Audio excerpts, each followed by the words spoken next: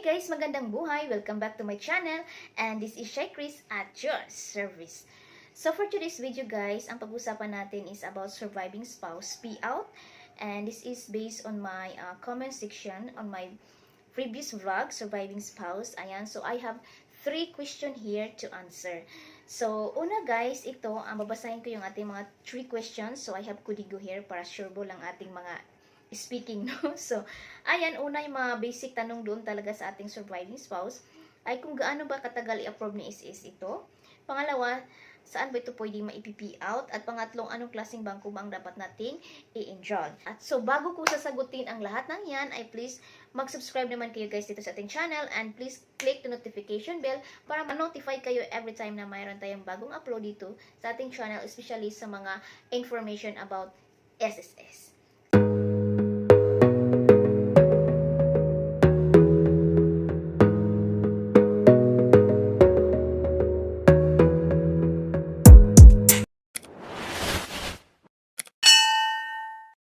So, ayun na nga guys, ayan yung ating 3 basic question here to answer. So, una guys, gusto ko lang tong i-address sa inyong lahat, no, yung ating mga katanungan. Kasi marami na akong sinasagot doon sa aking comment section. Pero siguro yung iba napagod na magbasa-basa kung ano talaga yung mga gusto nilang itanong, gusto nilang malaman. So, comment sila ng comment. So, para ma-address ko to inyong mga katanungan guys, gawan ko na siya ng vlog, isa-isa, para makafocus kayo doon sa tanong ko. Kasi mahaba kasi ang video na yun. Kasi ito, gawan na natin to ng sagot ang bawat case na inyong tinatanong sa akin doon. So, una guys, i-remind ko lang sa inyo, ano ba ang surviving spouse. So, ang ibig sabihin po ng surviving spouse is isang byuda or byudo kapag namatay ang may-ari ng pensioner at ito ay nalipat na sa'yo. Siyempre, ikaw yung asawa, mailipat na ito sa'yo at ikaw na ang magtuloy ng pension. Tawag po dyan ay surviving spouse is pensioner. So, yun po ang ibig sabihin ng surviving spouse. So, ito guys, yung unang tanong, gaano pa katagal i-approve ni SSS yung ating payout? Diba? So, depende po yan sa kaso guys, kasi bawat empleyado naman po ay may kanya-kanyang cases yan. So, ang tagalan talaga usually dito guys, pag-verify is 3 months. Ayan, kasi yun ang sinabi sa amin ng SSS na 3 months daw kami, waiting for 3 months daw to approve. But, we are very grateful dahil po mabilis lang po kami na-approve, just 3 weeks. So, ito po yung mga number 1 cases dito guys kung bakit po siya matagalan mang-approve. Kasi, kapag po mayroon pong mga conflict ang inyong mga beneficiaries na nakalagay doon. Ayan, so kung nakalagay doon is mayroon pang ibang nakalagay na beneficiary, hindi lang ikaw. So, magko-conflict po doon is imbestigahan po yan. For example, may asawa yung legit at ikaw ay isang common law wife. Ayan, tas ikaw nakalagay din doon. Magko-conflict po yon. Ayan, pero kapag naman ay talagang loyal na loyal si Mr. sa'yo at ikaw lang talaga ang nakalagay doon sa lahat ng beneficiary, sa lahat ng mga form at walang conflict, mabilis lang po i-approve yan. Just like sa nangyari sa aking biyanan, in just 3 weeks lang talaga na-approve na agad ang kanyang pension, ang kanyang SSS surviving spouse. Ayan, na-approve lang siya agad kasi po ay wala pong conflict ang kanyang mga beneficiary, especially po guys doon sa pagkukuha ng death claim. Doon kasi magsisimula yan sa pagkuha ng death claim. So doon magbabase kung gaano katagal i-approve. Ayan. So kung sino ba talaga ang dapat maki-claim, si legit ba or si common law wife. So panalo pa rin ang mga legit yan. So mabuhay ang mga legit yan, no? Kasi kahit anong mangyari, kayo at kayo pa rin ang makapag-claim yan doon. Kahit sabihin pang na nagka-conflict kasi mayroong nilagay iba si Mr. doon. Pero pagka na-imbestigahan kasi yan guys at magkakaso-kaso kayo, si legit pa rin ang panalo dyan. So yun po kasi ang ating batas dito sa Pilipinas. So ganun po yung guys ang mangyayari. Kaya it takes talaga 3 months and approval natin yan. Kasi i-verify pa nila ng maayos yan. Pero kapag walang conflict, again guys, kapag walang conflict, nag-iisang legit na asawa ka lang at napag-iwanan sa lahat ng beneficiary, mabilis lang po yan i-approve. Ganon po siya kabilis guys. So, sana nasagot ko yung katanungan nyo sa unang question.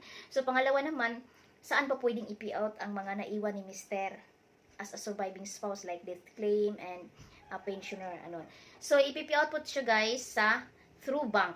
Through bank po lahat yan. Hindi po totoo yung sinasabi nila na pwede daw Cebuana, pwede Gcash. Through bank po yan. Iwan ko lang sa mga sumusunod nito guys kasi January pa kami nag-file. So, based on my experience as of 2023 update, through bank po lahat yan. Again, through bank po lahat yan. So, wala pong ibang mga remittance dyan na pwedeng i-pay out, through bank po yan. Base po yan sa experience namin ha.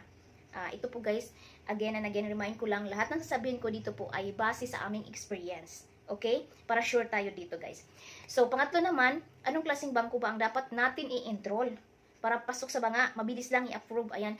So, kahit anong klaseng bangko naman guys, as long as mayroon kayong ma-submit doon na account, kasi yun naman talaga ang kailangan doon eh. Bangko kasi ang remittance natin. So, kahit anong klaseng bangko yan, kung saan ka komportable, kung saan ka masaya na bangko, so, doon ka. Kasi sa amin naman guys, based on my experience, dahil po malapit sa amin ang AUB Bank, so prefer namin ang AUB Bank kasi malapit lang kami mag-withdraw if ever magkabarya yung ATM, andito lang agad yung bangko namin. So malapit sa location namin AUB Bank at saka True Money ang kinuha namin kasi yun po ang suggest ng bangko kasi pag pumunta ka sa bangko, nakukuha ka ng ATM card, tatanungin ka kasi kung para saan ka gamitin. So, siguro preference nila na kapag mga payout ng mga SSS or pag-ibig or anong klaseng payout ng mga beneficiaries, ito yung sinasuggest nila. So, True Money po ang binigay sa amin. So, yung pag-process po ng True Money namin guys is madali lang siya. Isang linggo lang mayroon na siyang ATM. Ayan. Tapos kapag nasa iyo na yung True Money mo na ATM, i-submit mo na rin yung bank account doon sa SSS. Ayan, para ma-indicate na nila doon kung saan nila ipipi out. So, paano mo malalaman na mayroon ka ng SSS pension? Ito na. Kapag mayroon ng SSS pension, depende po yan kung ano yung birthday mo.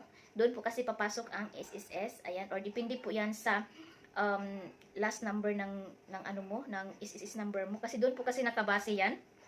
Ayun, so, magte-text po yan si SSS doon sa active number mo. Kailangan active yung number mo na ginagamit doon sa form na finilapan mo. Na, di ba, hingian ka doon ng cellphone number. Kailangan po active ang number doon para anytime mag-text si SSS or si True Money, ay makareceive ka kaagad. Magte-text po yan si SSS na dumating na or pumasok na ang iyong pension. So, pwede ka na mag-payout, pwede ka na mag-withdraw sa ATM para tuloy-tuloy ang ligaya ni Mrs. Ayan. So, ganun siya kadali, guys. Okay? Kapag pumunta po kayo ng SSS, kailangan dala nyo po lahat ng mga documents nyo. Sa tingin nyo ay kailangan ito. Dalhin nyo na lahat kasi para hindi kayo magbalik-balik. Kasi ang pagpunta po doon ay nakadepende po sa last digit number ng iyong SSS number. Yung SSS number nung namatay. Ayun. So, doon po nakadepende ang pagpunta mo doon kasi mayroong number coding kasi silang tinatawag. Yun ba yun? Correct me if I'm wrong. Ayan. At ito pa guys, mayroon ding isa doong commentators na doon sa comment box ko may nagsabi din na pwede ba daw passbook daw ang kanyang gagamitin para mag-payout siya sa kanyang pension. Pwede naman po yun guys, kasi parehas naman yan sila, valid bank account naman yan lahat. So kung sa tingin mo ay mas komportable ka dyan sa passbook, para pipila doon sa over the counter, then why not? It's up to you yan kung saan ka masaya, okay? Kung sa tingin mo naman ay mas prefer ka dito sa ATM mag-withdraw, at magaling ka sa ATM, so why not? It's up to you guys, depende po sa'yo yan kung saan ka comfortably mag-withdraw. Ayan, so sa amin kasi na case is ATM yung aming gamit. Ayan, at saka yung True Money namin na ATM, naka-enroll din to siya sa online banking para mamonitor namin na andoon na nga talaga yung pera, pumasok na siya. Kasi minsan kasi guys, mahuli sila ng text. Ayan, parang minsan mahuli sila ng text ahead of one day muna bago sila mag-text, pero nandoon na pala, nakapasok na pala yung nakapasok na pala yung pension natin. So, mayroon din itong isang take note ko sa inyo guys, kapag yung kunyari ang pension mo is every 25 of the month. Tapos yung 25, matapat siya ng Sabado or Linggo. So, Biyernes pa lang, advance payout na yan. Okay? Advance payout na yan siya. Kapag ay matapat siya ng weekend.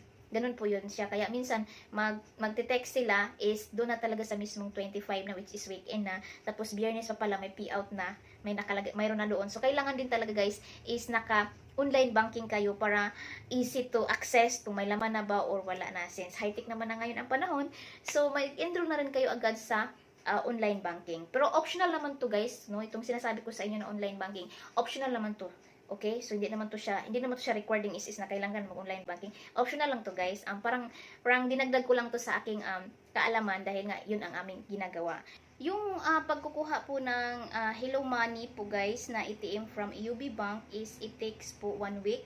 Kasi i-verify pa po yan ng taga-bangko. Tatawagan yung number ninyo doon na active kung si pensioner ba talaga mismo may-ari ng ATM. So ito po yung itsura ng Hello Money. Ayan, Hello Money from AUB Bank. So ayan po guys ang kanyang itsura. Ayan siya. So ito yun guys, okay? So i-verify po nila yan, guys. So, bago nila i-unlock yung account mo para ma-withdraw mo kung may laman na. Just for example, nangyari doon sa aking biyanan, dumating na yung death claim niya, tapos hindi na rin ma-withdraw yung pera kasi hindi pa na-verify ng taga-bangko. So, nangyari doon is, hinintay namin na tumawag ang taga-bangko a few weeks ago. I think, after 3 days yun, nung na-process na namin yung ATM. Tapos, na-submit na namin doon sa, SSS. So, ayun, after 3 days, ay tumawag yung taga-bangko na mayroon na siyang mga konting question na tinatanong kung coincide ba siya doon sa mga information na pinilapan mo, and then, kung satisfied na yung taga-bangko. So, ayun na guys, i-unlock na nila, magte-text sila ulit na, okay, pwede na kayo mag-withdraw, pwede na kayo mag-transact sa inyong ATM card. Ayan, so, ayun, nakapag-withdraw na dahil agad. So, yun po guys, ang aming experience. Pero, I don't think so sa ibang bangko kung ganyan din ba ang kanilang proseso, kasi bawat bank naman ay makanya-kanyang mga proseso yan. Depende po yan sa bangko. So, ito guys ay base lang po sa EOB Bank experience namin to, kasi ito nga yung aming malapit na bangko dito para mabilis lang po kami kapag withdraw. So, ayun lang guys. Sana nasagot ko yung 3 basic question about this matter. Ayan, surviving spouse. So, see you on my next video guys, at magagawa pa ako ng vlog about din doon sa ibang mga comments. Magbasa-basa pa ako doon, i-review ko yun lahat para magawan ko rin siya ng vlog para maliwanagan din kayo sa aking mga sagot for general na to na sagot. So, ayan guys, thank you for watching, and don't forget to like and subscribe to my channel, and of course, don't forget to hit the notification bell para ma-update ka every time mayroon tayong mga update dito sa information about SSS and about sa ating mga iba pang mga video na gagawin. So, thank you for watching guys, and see you on my next video. Bye-bye!